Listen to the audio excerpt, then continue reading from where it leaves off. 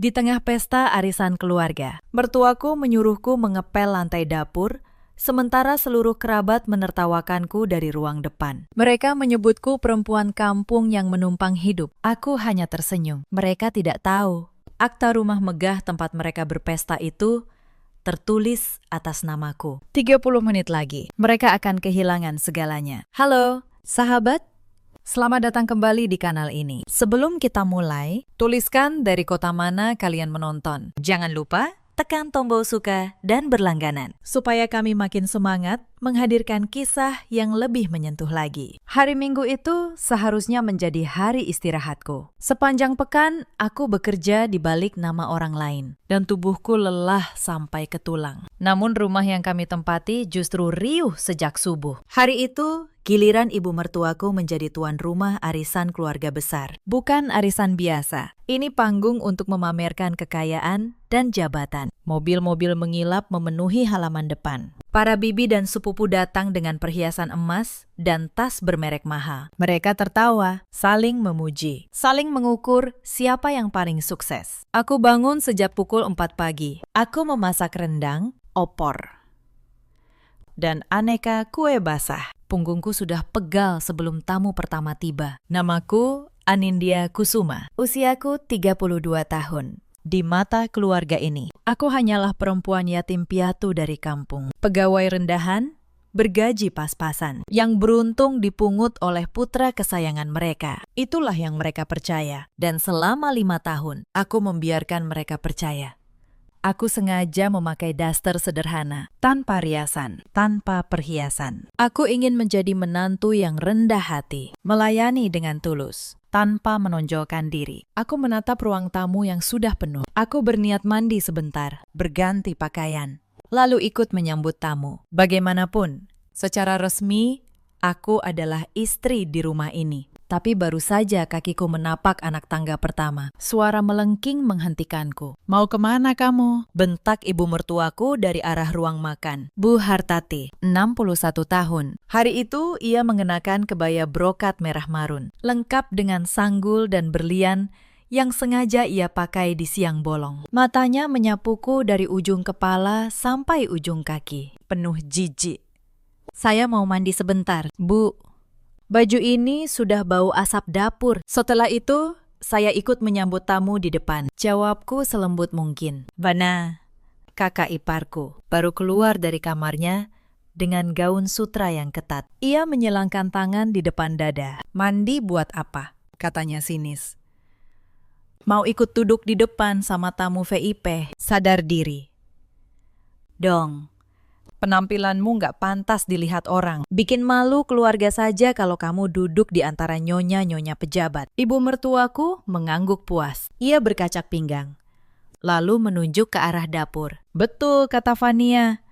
"Kamu tidak usah ikut kumpul. Piring dan gelas kotor sudah menumpuk. Tugasmu sekarang, cuci semua sampai bersih. Itu gelas kristal mahal. Kalau pecah, gajimu 10 tahun pun tidak akan sanggup mengganti." Dadaku terasa sesak. Aku mengedarkan pandangan ke ruang tamu. Di sana, suamiku duduk santai di sofa kulit. Mas Reza, 38 tahun. Ia tertawa terbahak-bahak bersama para sepupunya, memegang segelas sirup dingin. Sesekali matanya melirik ke arahku yang sedang dimarahi ibu dan kakaknya. Lalu ia membuang muka. Ia tidak berkata apa-apa. Tidak ada pembelaan. Tidak ada niat untuk menarik tanganku dan mendudukkanku di sampingnya sebagai istri yang dihormati. "Tolong, lihat aku sebentar saja," gumamku dalam hati. Tapi ia sibuk dengan dunianya sendiri. "Tunggu apa lagi? Cepat ke dapur," bentak ibu mertuaku lagi. Kali ini lebih keras, sampai beberapa tamu menoleh demi menghindari keributan yang memalukan. Aku menundukkan kepala. Aku menghela napas panjang, lalu berbalik menuju dapur. 5 tahun lalu, saat aku menerima lamaran Mas Reza, aku berjanji pada diriku sendiri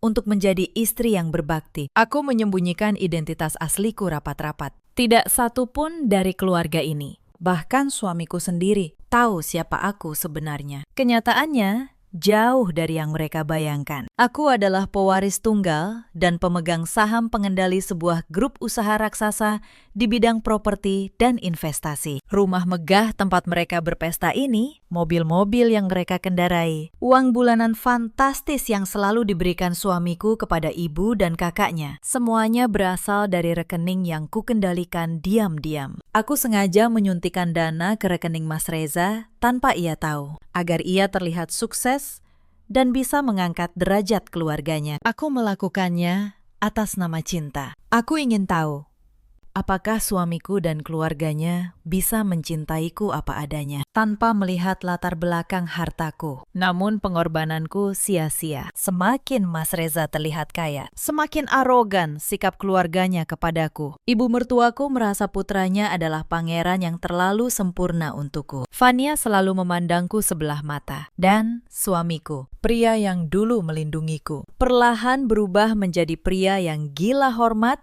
dan terlalu takut pada ibunya untuk sekedar membelaku. Dapur itu terletak di bagian paling belakang rumah. Sempit, panas.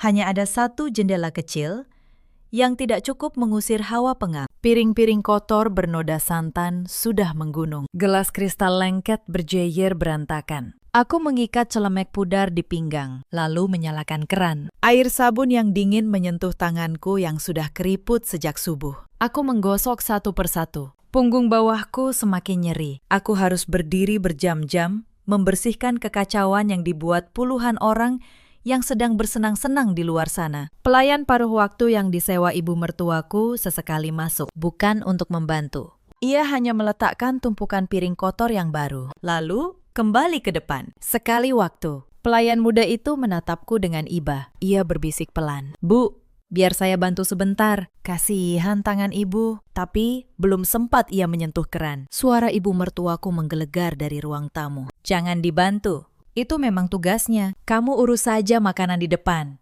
Pelayan itu menunduk, lalu pergi dengan wajah serba salah. Bahkan kebaikan kecil pun tidak diizinkan menyentuhku di rumah ini. Ibu mertuaku melarang pelayan itu mencuci. Tugas itu sengaja dibebankan sepenuhnya kepadaku. Sebuah hukuman tak tertulis, karena aku dianggap orang luar yang menumpang hidup. 1 jam berlalu. Tanganku kebas dan kemerahan, perih oleh sabun keras. Salah satu gelas kristal hampir terlepas dari tanganku yang gemetar. Aku menahannya tepat waktu. Jika gelas itu pecah, ibu mertuaku pasti akan membuat kehebohan di depan tamu, menjadikannya alasan baru untuk mempermalukanku. Aku menggenggam gelas itu erat-erat, lebih erat dari yang seharusnya, sampai jari-jariku sakit. Tumpukan piring akhirnya mulai berkurang. Aku melirik meja dapur. Di sana ada nampan besar berisi potongan melon dan semangka yang belum sempat diantar ke depan. Perutku berbunyi. Sejak subuh, aku belum makan apapun. Aku ingin mengambil sepotong. Tapi aku tahu, ibu mertuaku akan marah besar jika aku menyentuh hidangan tamu lebih dulu. Maka kuangkat nampan berat itu dengan kedua tanganku. Aku memutuskan mengantarnya ke ruang tamu. Setelah itu, mungkin aku bisa beristirahat sebentar. Aku menyusuri lorong panjang yang menghubungkan dapur dengan ruang keluarga utama. Langkahku pelan, semakin dekat ruang tamu. Suara obrolan terdengar semakin jelas. Decak kagum, pujian berlebihan, tawa yang menggema. Langkahku terhenti tepat di balik dinding pembatas. Aku tertutup pilar marmer besar. Mereka tidak melihatku, tapi aku bisa mendengar setiap kata. Ibu mertuaku duduk di kursi tunggal berlapis beludru di tengah ruangan, dikelilingi para bibi. Fania duduk di lengan kursi ibunya, memegang gelas teh dengan gaya seanggun mungkin. "Rumah ini benar-benar luar biasa, Bu Hartati," puji salah satu bibi. Matanya menyapu seluruh ruangan. "Perabotannya import semua. Anakmu hebat sekali. Usianya belum 40, tapi sudah bisa membelikan rumah semewah ini untuk ibunya." Ibu mertuaku tersenyum lebar sampai matanya menyipit. Ia mengibaskan tangan dengan gaya merendah yang dibuat-buat. "Ah, biasa saja. Anak laki-lakiku itu memang penyayang," katanya.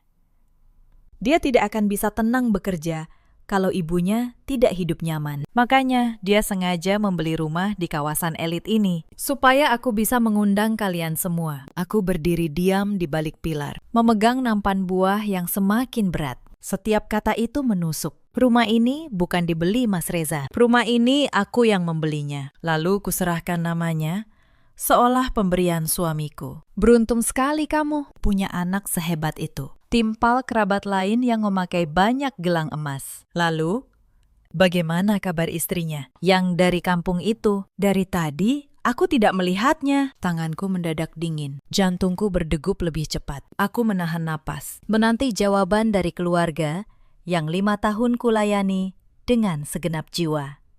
Ibu mertuaku memutar bola matanya. Ia sengaja mengeraskan suara, seolah ingin seluruh ruangan mendengar. Perempuan itu. Dia ada di belakang, sedang mencuci piring dan membersihkan dapur. Mencuci piring, tanya si bibi. Sedikit terkejut. Kenapa tidak suruh pembantu saja? Kalian kan orang kaya sekarang. Fania menyela dengan tawa sumbang. Buat apa bayar pembantu mahal kalau ada tenaga gratis di rumah? Sudah sepantasnya dia di belakang. Perempuan kampung seperti dia tidak selevel dengan kita yang duduk di ruang tamu. Dia tidak tahu cara mengobrol dengan orang penting. Nanti malah bikin malu. Darahku berdesir dingin. Hinaan itu diucapkan terang-terangan di depan puluhan pasang telinga. Tidak ada satu pun yang membela. Beberapa kerabat justru mengangguk dan tersenyum sinis. Memang sih, lanjut ibu mertuaku, semakin pongah. Keluarga kita ini sekarang sudah kelas atas. Anakku direktur. Gajinya ratusan juta sebulan. Sementara perempuan itu cuma lulusan kampus biasa. Yatim piatu, tidak punya warisan sepeser pun. Untung anakku berbaik hati memungutnya. Kalau bukan karena dia, perempuan itu pasti sudah jadi gembel di pinggir jalan. Nampan di tanganku nyaris terlepas. Bukan karena marah, tapi karena geli yang pahit. Mereka tidak tahu, setiap suap yang mereka makan hari ini dibeli dengan uangku. Aku mundur perlahan, meletakkan nampan di meja konsol lorong. Aku tidak ingin masuk. Belum saatnya. Saat itulah ponsel di saku celemeku bergetar. Aku menjawab dengan suara pelan, menjauh ke sudut lorong. Bu Anindya. Suara Pak Gunawan, pengacara sekaligus kepala hukum perusahaanku. Terdengar tegang. Maaf mengganggu di hari libur, tapi ada hal mendesak. Ada pihak yang diam-diam mencoba mengalihkan kepemilikan rumah di kawasan elit yang ibu beli 5 tahun lalu. Dokumen pengalihan palsu sudah disiapkan. Kami menemukan jejaknya pagi ini. Aku terdiam, tanganku mengepal. Siapa yang mengajukan? Tanyaku. Atas nama Fania Hartati. Diduga dibantu seorang notaris nakal. Mereka memanfaatkan tanda tangan suami ibu yang tertera sebagai penghuni. Mereka mengira rumah itu milik suami ibu. Padahal akta asli tetap atas nama ibu di brankas kantor kita. Aku menatap ke arah ruang tamu. Fania sedang tertawa, memamerkan gelang barunya. Jadi inilah rencana mereka. Mengusirku pelan-pelan, lalu merebut rumah yang mereka kira milik Mas Reza. Pak Gunawan, kataku tenang. Siapkan semua dokumen asli. Akta rumah, laporan audit aliran dana 5 tahun, dan surat pemberitahuan pemegang saham. Saya butuh semuanya sore ini. Bawa ke alamat rumah ini sekarang. Baik. Bu, saya berangkat. Belum sempat kututup. Sebuah tangan menyambar ponselku dari belakang. Telepon-teleponan dengan siapa kamu? Ibu mertuaku berdiri di mulut lorong. Wajahnya merah. Sudah disuruh kerja, malah keluyuran. Gaya betul. Perempuan kampung pegang ponsel mahal. Itu pasti pemberian anakku juga. Ia melemparkan ponselku ke meja konsol. Lalu, matanya jatuh pada lantai lorong yang basah oleh tetesan air dari celemekku. Lihat ini. Kamu kotori lantai marmer mahalku, Lab. Sekarang, pakai tanganmu sendiri, biar kamu tahu rasanya jadi orang yang numpang hidup. Para tamu mulai berdatangan ke mulut lorong menonton. Fania merekam dengan ponselnya. Terkikik. Bagus, simpan videonya, kata Fania. Buat kenang-kenangan. Menantu kampung yang tahu diri. Beberapa kerabat ikut tertawa. Seorang anak kecil, keponakan Mas Reza, bahkan menunjuk ke arahku sambil berkata polos, "Mama, kenapa tante itu mengepel seperti pembantu?" Ibunya buru-buru menutup mulut anak itu. Tapi tawa di sekeliling sudah pecah. Aku menatap ibu mertuaku. Lalu, aku berlutut, mengambil lap. dan mulai mengeringkan lantai. Lututku menyentuh dinginnya marmer. Tanganku yang sejak subuh terendam air sabun, kini bergerak menyeka lantai di hadapan puluhan mata yang menertawakan. Bukan karena aku takut, tapi karena aku ingin mereka merasa menang untuk terakhir kalinya. Aku ingin mereka melangkah sejauh-jauhnya, supaya tidak ada lagi alasan untuk menyesalkan apa yang akan terjadi setelah ini. Nah, begitu, kata ibu mertuaku puas. Itu baru tahu diri. Dari sudut mataku, kulihat Mas Reza berdiri di kerumunan. Ia melihat istrinya berlutut mengelap lantai, ditertawakan satu keluarga. Dan ia hanya diam, menunduk, lalu mundur ke belakang, pura-pura tidak melihat. Saat itu, sesuatu di dalam dadaku yang selama 5 tahun kupelihara akhirnya padam. Cinta yang kupertahankan dengan menyuntikkan uang diam-diam, dengan menjadi pembantu di rumahku sendiri. Semuanya selesai.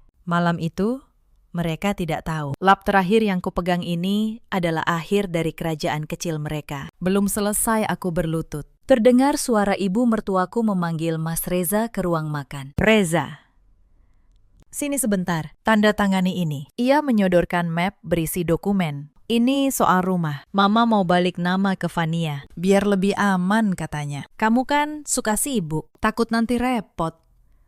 Tanda tangan saja di sini. Aku menegakkan tubuh, masih memegang lap basah. Inilah dokumen palsu yang dimaksud Pak Gunawan. Mereka begitu yakin rumah ini milik Mas Reza, sampai berani membalik namanya tanpa ragu. Mas Reza ragu sejenak. Ma, ini kan rumah. Apa enggak? Sebaiknya tanyaanin dia dulu. Ibu mertuaku mendelik. Tanya dia. Untuk apa? Dia siapa? Perempuan itu tidak punya hak apa-apa di rumah ini. Semua ini hasil keringatmu. Nak, tanda tangan.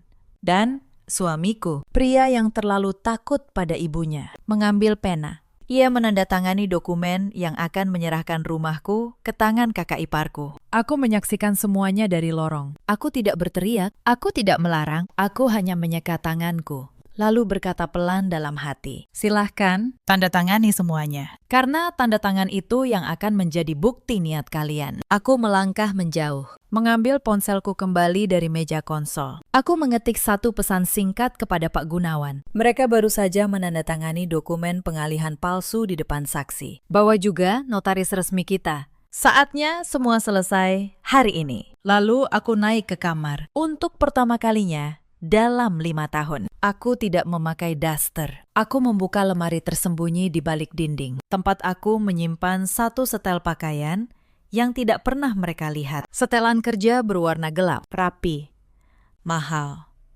Pakaian seorang komisaris utama. Sebenarnya, niat untuk mengakhiri semua ini sudah tumbuh sejak beberapa minggu terakhir. Hari ini hanya menjadi puncaknya. 2 minggu lalu, ibu mertuaku menggelar pengajian besar di rumah. Aku diminta memasak untuk 100 tamu sendirian.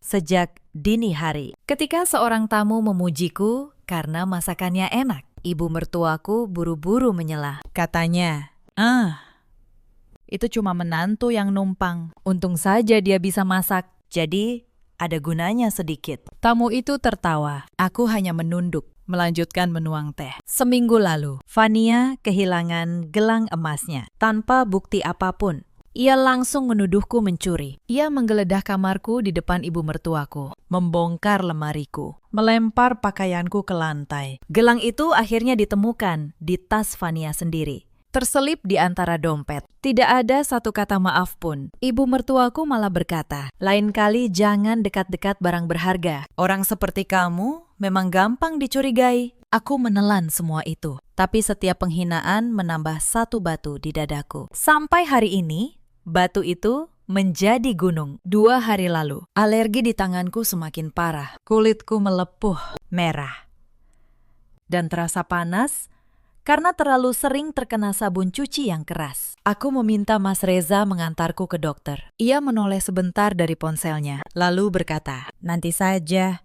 Mama menyuruhku menemaninya ke arisan tetangga sore ini. Kamu olesi salep saja dulu. Lalu, ia pergi. meninggalkanku dengan tangan yang perih. Ibu mertuaku yang mendengar percakapan itu menyahut dari ruang tengah. Tangan sedikit melepuh saja sudah rewel. Dasar manja! Dulu aku mencuci untuk satu kampung. Tanganku biasa saja. Malam itu aku mengobati tanganku sendiri sambil menahan perih yang jauh lebih dalam dari sekadar luka di kulit. 5 hari lalu, ibu mertuaku sakit dan harus dirawat semalam di rumah sakit. Aku yang menungguinya sepanjang malam, mengganti kompres, menyuapi obat, tanpa tidur sama sekali. Pagi harinya, ketika para kerabat datang menjenguk, ibu mertuaku berkata bahwa Fania lah yang menjaganya semalaman. Aku yang berdiri di sudut dengan mata sembab, hanya dianggap pelengkap.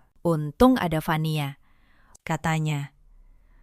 Anak yang berbakti memang beda. Aku tersenyum getir. Bahkan, jasa pun bisa mereka curi. 4 hari lalu, suamiku berulang tahun. Aku menyiapkan kejutan kecil, kue buatan tangan, dan sebuah jam tangan sederhana. Saat aku menyerahkannya di depan keluarga, ibu mertuaku menyeletuk, "Jam murahan begini, Reza biasa pakai yang puluhan juta. Simpan saja." Malah bikin malu. Fania tertawa. Mas Reza hanya menerima kotak itu, lalu meletakkannya di meja tanpa membukanya. Malam itu, jam itu masih tergeletak di sana, dingin, tak tersentuh. Seperti perasaanku, 3 hari sebelum arisan, aku tidak sengaja mendengar percakapan ibu mertuaku dengan Fania di ruang keluarga. Ibu mertuaku berkata, "Pokoknya, sebelum perempuan itu sadar, kita balik nama dulu rumah ini ke kamu. Suruh Reza tanda tangan. Setelah resmi, kita usir dia. Dia tidak akan bisa apa-apa. Dia kan tidak punya keluarga." Saat itu, aku berdiri di balik pintu, memegang nampan teh. Tanganku gemetar.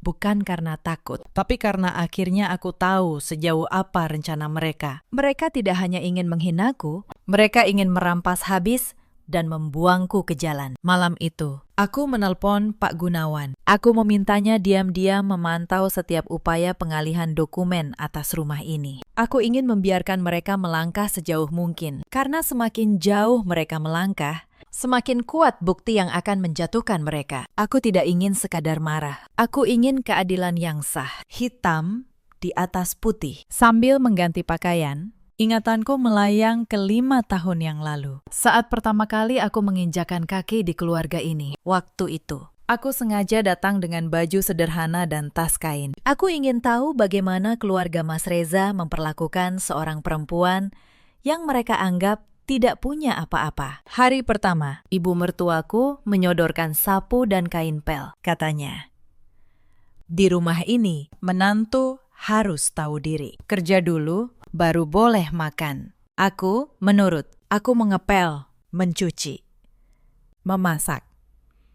Aku bangun paling pagi dan tidur paling malam. Aku pikir dengan kesabaran, hati mereka akan luluh. Tapi kesabaranku justru mereka anggap kelemahan. Setiap kali aku diam, mereka menambah beban. Setiap kali aku menunduk, mereka menginjak lebih dalam. Tahun kedua, Fania menikah dan tetap tinggal di rumah. Beban dapur bertambah 2 kali lipat. Aku melayani Fania seperti melayani ratu. Ia tidak pernah mengucapkan terima kasih sekalipun. Tahun ketiga, ibu mertuaku mulai meminta uang. Awalnya untuk arisan, lalu untuk perhiasan. Lalu, untuk renovasi, setiap permintaan kupenuhi melalui rekening Mas Reza, supaya ia terlihat sebagai anak yang membanggakan. Mereka semakin kaya dan semakin lupa diri. Aku masih ingat malam ketika aku demam tinggi. Aku terbaring di kamar, menggigil. Tidak ada yang menengok. Ibu mertuaku justru mengetuk pintu, marah karena tidak ada yang menyiapkan makan malam. "Sakit kok manja," katanya dari balik pintu. "Dulu aku melahirkan pun masih masak untuk mertuaku." Bangun, jangan cari perhatian. Malam itu, aku menangis sendiri. Bukan karena demam, tapi karena aku sadar cinta yang kuperjuangkan ini bertepuk sebelah tangan. Aku sempat berpikir untuk pergi. Tapi setiap kali aku menatap Mas Reza, aku masih melihat sisa pria yang dulu kucintai. Aku masih berharap suatu hari ia akan berdiri di sisiku. Harapan itu kupelihara sampai hari ini. Sampai aku melihatnya menandatangani dokumen yang akan merampas rumahku. Lalu mundur ketika istrinya berlutut di lantai. Hari ini, harapan itu mati. Dan ketika harapan mati, yang tersisa hanyalah keadilan. Aku menyelesaikan tata rambutku di depan cermin. Wajah di pantulan itu bukan lagi menantu yang ketakutan. Itu adalah Anindya Kusuma, komisaris utama, pemilik dari segala yang mereka banggakan. Aku mengambil ponsel. Pak Gunawan sudah membalas pesanku. Saya dan notaris resmi sedang dalam perjalanan. Bu, dokumen lengkap. Tim akan tiba dalam 20 menit. Aku menarik napas dalam, lalu kubuka pintu kamar. Dari atas tangga, aku bisa melihat seluruh ruang tamu. Pesta masih berlangsung. Ibu mertuaku tertawa di tengah kerumunan. Fania memamerkan dokumen rumah kepada beberapa kerabat, berkata bahwa rumah ini akan segera menjadi miliknya sepenuhnya. Sebentar lagi resmi atas namaku. Kudengar Fania berkata bangga. Mama benar, kita tidak butuh perempuan kampung itu lagi. Setelah rumah balik nama, kita usir dia. Biar tahu rasa, beberapa kerabat tertawa. Salah satu bibi berkata, bagus. Memang dari dulu dia tidak pantas di sini. Aku berdiri di puncak tangga. Tidak ada yang menyadari kehadiranku. Untuk sesaat, aku hanya menatap mereka semua. Orang-orang yang selama 5 tahun menginjak harga diriku, sambil hidup dari uangku. Lalu kulangkahkan kaki menuruni tangga. Pelan. Sepatu hak tinggiku berdetak di lantai marmer, satu demi satu. Detak itu memecah tawa di ruangan. Satu persatu kepala menoleh. Tamu yang pertama melihatku terdiam. Lalu yang kedua, lalu seluruh ruangan perlahan jatuh dalam keheningan. Mereka tidak mengenali perempuan ini. Perempuan dengan setelan rapi, langkah tegak, dan tatapan yang sama sekali tidak takut. Sangat berbeda dari menantu berdastar yang tadi berlutut mengelap lantai. Ibu mertuaku adalah orang pertama yang sadar. Wajahnya berubah. Anindya, apa-apaan kamu? Kenapa pakai baju seperti itu? Siapa yang menyuruhmu naik ke atas dan berdandan? Cepat ganti, lalu kembali ke dapur. Aku berhenti di anak tangga terakhir. Aku menatapnya tenang. Tidak. Bu, kataku. Suaraku pelan, tapi terdengar jelas di ruangan yang senyap. Hari ini, saya tidak akan kembali ke dapur. Tidak akan pernah lagi. Ibu mertuaku tertawa. Tapi tawanya gugup.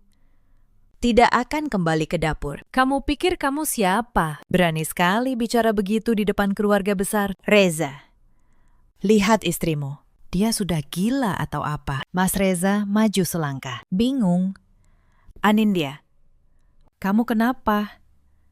Ayo, jangan bikin masalah. Banyak tamu di sini. Kita bicara nanti saja. Tidak ada yang perlu dibicarakan nanti. Mas, kataku, semua harus selesai hari ini. Di depan semua orang yang selama ini menertawakanku. Fania berdiri dengan kesal. Masih memegang map dokumen. Sombong sekali kamu sekarang. Ganti baju bagus sedikit, langsung lupa diri. Kamu itu cuma menantu numpang. Sebentar lagi, rumah ini resmi jadi milikku. Kamu yang akan keluar dari sini, bukan kami. Aku menatap map di tangannya. Lalu, aku tersenyum. Map itu, kataku. Boleh saya lihat sebentar? Fania ragu, tapi karena gengsi di depan tamu, ia menyodorkannya. Aku membuka map itu. Di dalamnya, dokumen pengalihan kepemilikan rumah. Atas nama Fania Hartati. Ditandatangani oleh Mas Reza beberapa menit lalu. Bagus, kataku. Ini akan menjadi barang bukti yang sangat berguna. Bukti apa? Sentak ibu mertuaku. Jangan sok pintar. Kembalikan dokumen itu. Tepat saat itu, bel rumah berbunyi. Mbak Sri, asisten rumah tangga, membuka pintu. Masuklah Pak Gunawan, mengenakan jas rapi. Diikuti seorang notaris resmi dan 2 orang stafnya yang membawa map-map tebal. Seluruh tamu menoleh ke arah rombongan itu. Bingung. Siapa mereka? Tanya ibu mertuaku. Maaf, ini acara keluarga. Tolong keluar. Pak Gunawan membungkuk sopan ke arahku. Selamat sore, Bu Anindya. Semua dokumen sudah saya bawa, sesuai permintaan. Kata Bu Anindya diucapkan dengan penuh hormat oleh pria berwibawa itu. Membuat ruangan semakin bingung. Ibu mertuaku menoleh ke arahku, lalu ke Pak Gunawan, lalu kembali ke arahku. Kalian saling kenal, tanyanya. Suaranya mulai goyah. Aku berjalan ke tengah ruangan. Aku berdiri di tempat yang tadi ditempati ibu mertuaku. Di pusat perhatian semua orang. Perkenalkan, kataku tenang.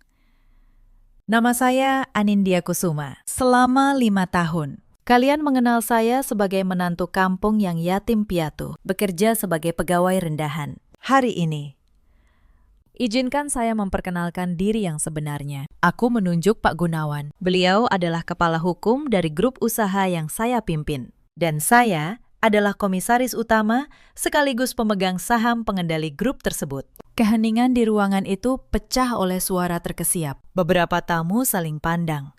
Ibu mertuaku tertawa. Terpaksa. Jangan mengarang cerita, kamu. Komisaris, lawak sekali. Reza, suruh istrimu berhenti membuat malu. Saya tidak mengarang. Bu, kataku. Pak Gunawan, tolong jelaskan. Rumah ini milik siapa? Pak Gunawan membuka map pertama. Ia mengeluarkan sebuah dokumen bersegel resmi. Hadirin sekalian, katanya lantang. Ini adalah akta kepemilikan asli rumah ini. Tertera jelas. Atas nama Anindya Kusuma. Dibeli 5 tahun lalu. Lunas. Tanpa cicilan.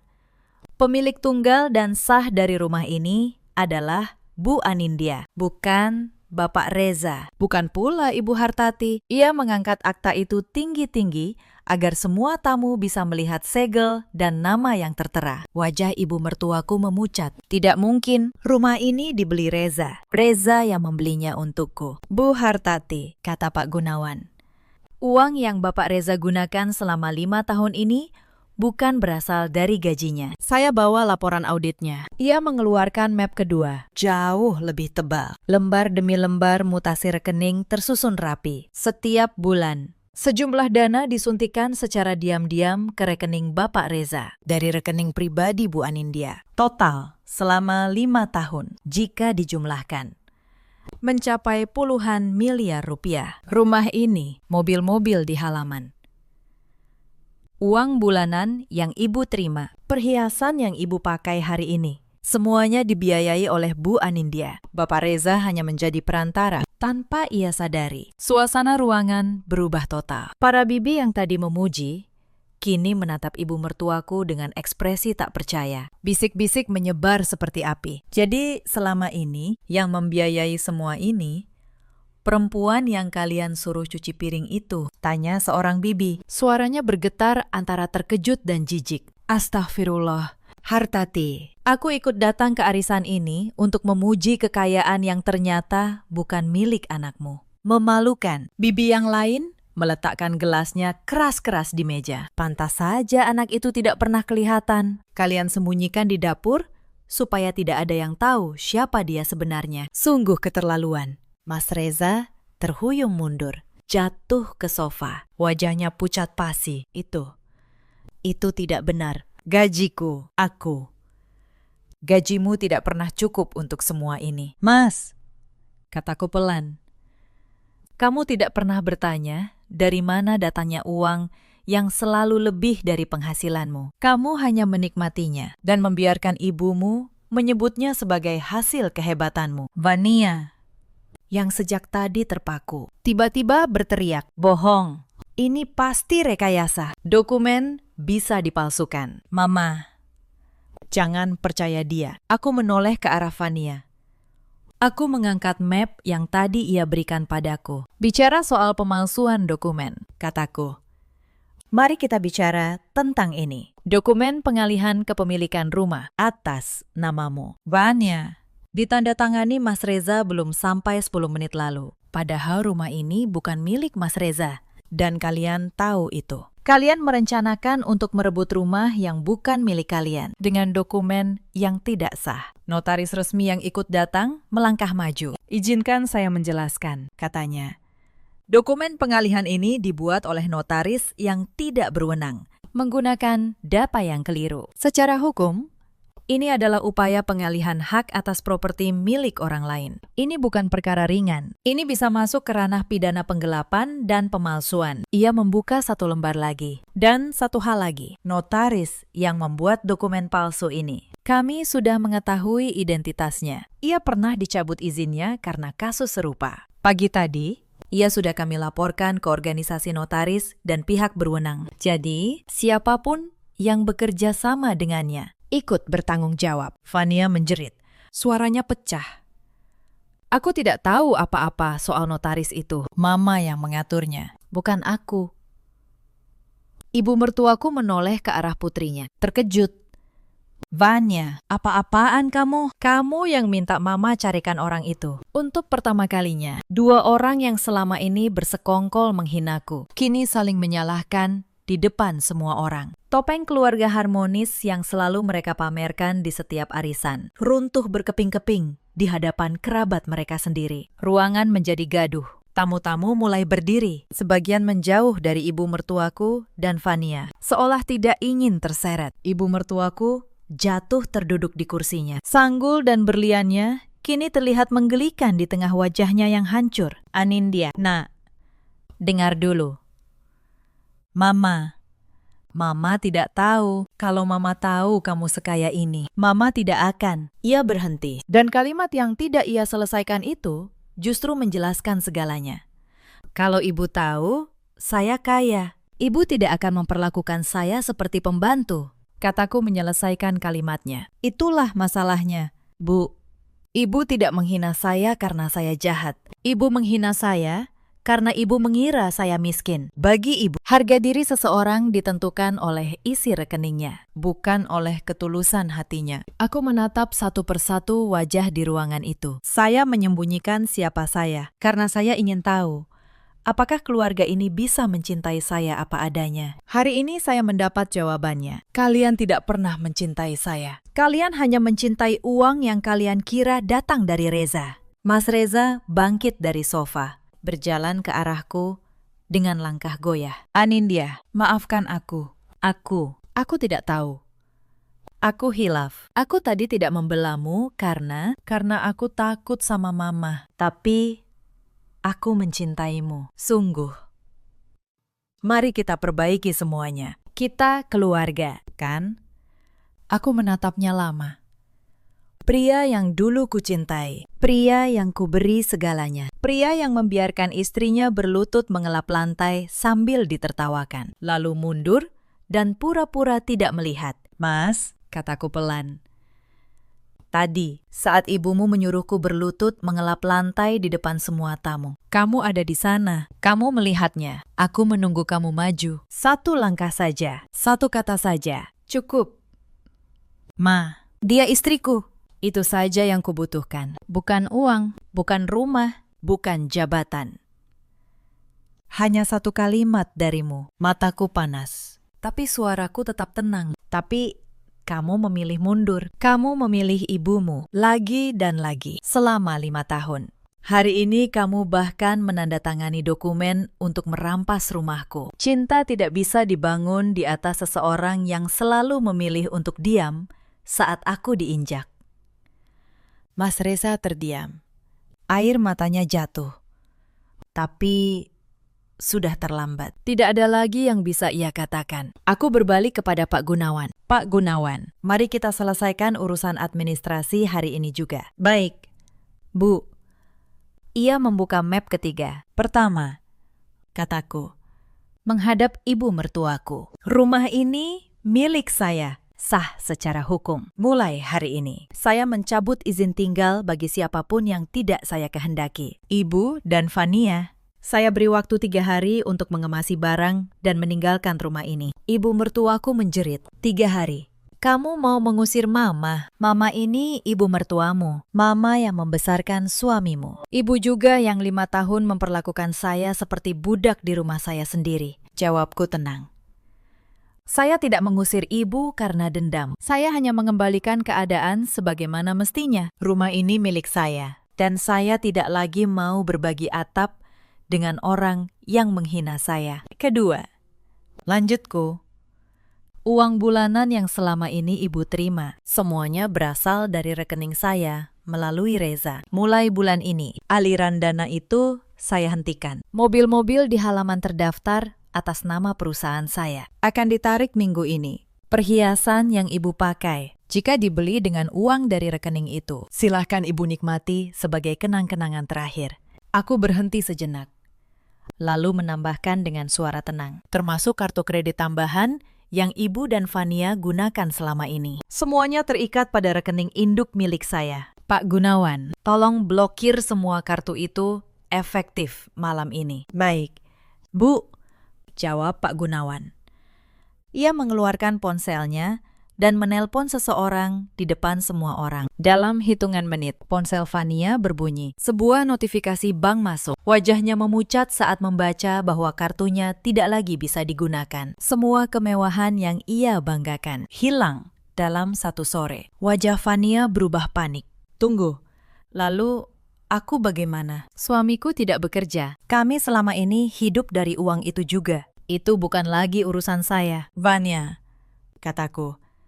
Selama 5 tahun kamu menyebutku perempuan kampung yang tidak selevel. Sekarang kamu tahu siapa yang sebenarnya menanggung hidupmu. Mungkin sudah saatnya kamu bekerja seperti yang kamu suruh aku lakukan setiap hari di dapur itu. Ketiga, kataku kepada notaris resmi, soal dokumen pengalihan palsu ini. Saya serahkan keputusannya kepada Ibu Hartati dan Fania. Saya bisa membawa ini ke jalur hukum. Pemalsuan dokumen dan percobaan penggelapan properti adalah tindak pidana. Atau kalian bisa menandatangani surat pernyataan di hadapan notaris, mengakui perbuatan kalian, dan pergi dari rumah ini dengan tenang dalam 3 hari. Saya tidak akan menuntut. Asalkan kalian pergi dan tidak pernah mengganggu hidup saya lagi. Ibu mertuaku menangis terseduh-seduh. Kesombongannya runtuh total. Berlian di lehernya kini tampak seperti beban. Anindya, tolong. Jangan bawa ke pengadilan. Mama mohon. Mama akan pergi. Mama akan pergi. Vanya, yang tadi begitu angkuh, kini terisak di sudut ruangan. Dipeluk suaminya yang sama-sama pucat. Para tamu mulai berpamitan satu persatu, menghindari tatapan ibu mertuaku. Pesta arisan yang dimaksudkan untuk memamerkan kekayaan berakhir menjadi panggung keruntuhan keluarga itu sendiri. Bibi-bibi yang tadi memuji, kini berbisik dengan nada berbeda. Tidak ada lagi decak kagum, hanya rasa malu yang menyebar di udara. Aku berjalan ke arah pintu, mengantar para tamu dengan tenang. Seolah aku memang nyonya rumah yang sejak awal memang demikian adanya. Saat ruangan hampir kosong, Mas Reza menghampiriku untuk terakhir kalinya. Anindya, apakah benar-benar tidak ada kesempatan kedua? Aku akan berubah. Aku akan melawan Mama. Aku janji. Aku menggeleng pelan. Mas, kesempatan kedua itu sudah kamu miliki ribuan kali selama 5 tahun. Setiap pagi aku memasak untuk keluargamu. Setiap kali aku diam saat dihina. Aku menunggu kamu berubah. Janji yang baru kamu ucapkan setelah tahu siapa aku sebenarnya sudah kehilangan maknanya. Kalau kamu mau berubah, kamu akan berubah saat aku masih kamu kira miskin. Bukan sekarang. Aku menyodorkan satu map terakhir kepadanya. Ini surat gugatan cerai. Pak Gunawan sudah menyiapkannya. Aku tidak meminta apapun darimu, karena memang tidak ada yang bisa kuambil. Semuanya memang milikku. Aku hanya meminta kebebasanku kembali. Mas Reza menerima map itu dengan tangan gemetar. Ia tidak melawan. Mungkin jauh di dalam hatinya. Ia tahu ini adalah akhir yang ia ciptakan sendiri. 3 hari kemudian, rumah itu benar-benar kosong dari mereka. Ibu mertuaku pindah ke sebuah rumah kontrakan sederhana di pinggir kota bersama Fania dan suaminya. Tanpa mobil mewah, tanpa perhiasan, tanpa uang bulanan. Mereka harus mulai dari nol. Di usia yang seharusnya sudah tenang. Aku mendengar kabar.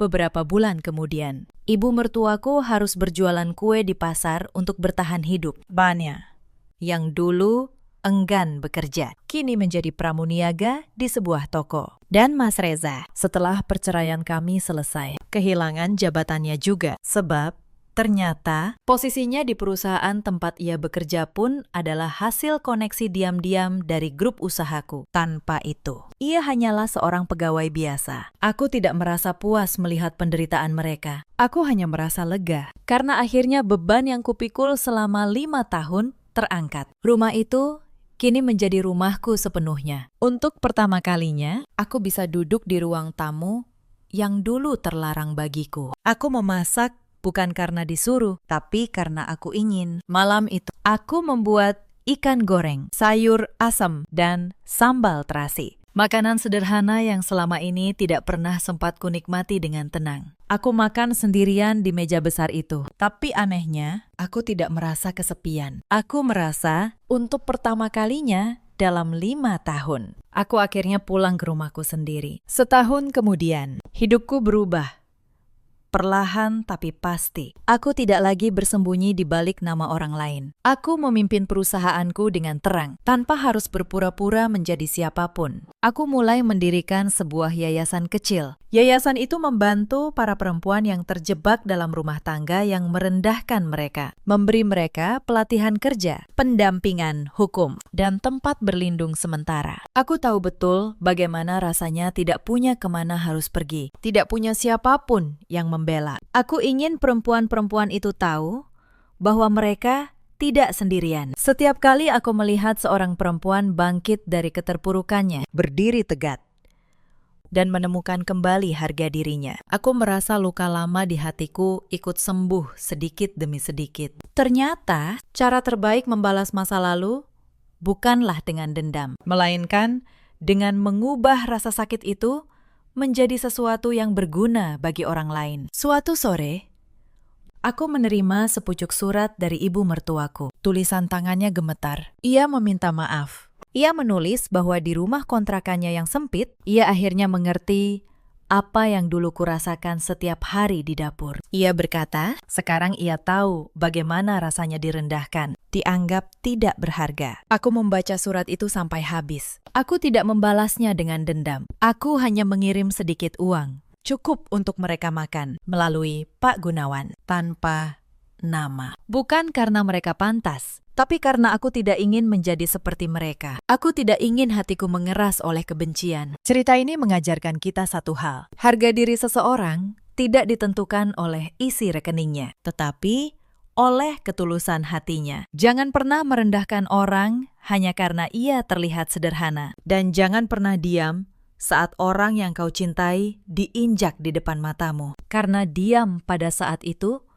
adalah pengkhianatan yang paling menyakitkan. Di luar sana, ada banyak perempuan yang seperti aku dulu. Bekerja keras, melayani dengan tulus, mencintai tanpa syarat, namun dibalas dengan penghinaan. Mereka bertahan karena berharap suatu hari akan dicintai apa adanya. Jika kamu salah satu dari mereka, ingatlah, kesabaran bukan berarti kelemahan, tetapi kesabaran juga punya batas. Dan ketika batas itu tiba, kamu berhak berdiri tegak untuk dirimu sendiri. Di luar sana, ada juga banyak suami seperti Mas Reza, pria yang mencintai, tetapi terlalu takut untuk membela. Mereka mengira diam adalah cara menghindari masalah. Padahal diam justru menghancurkan orang yang paling mereka sayangi. Dan ada pula para ibu mertua yang mengukur menantunya dari harta, bukan dari hati. Yang lupa bahwa kebaikan yang ditanam akan dituai, dan kekejaman yang ditebar akan kembali. Cepat atau lambat, dalam hidup kita selalu punya pilihan. Memilih untuk merendahkan, atau memilih untuk menghargai. Memilih untuk membela yang benar, atau memilih untuk diam demi rasa aman sesaat. Setiap pilihan itu menulis takdir kita sendiri. Aku memilih untuk berhenti diam. Dan untuk pertama kalinya, aku memilih diriku sendiri. Bagaimana menurut kalian? Apakah keputusanku sudah tepat? Ceritakan kisah dan pendapat kalian di kolom komentar. Jika cerita ini menyentuh hati kalian, jangan lupa tekan tombol suka dan bagikan kepada orang yang perlu mendengarnya. Terima kasih sudah menemani sampai akhir. Sampai jumpa di kisah berikutnya.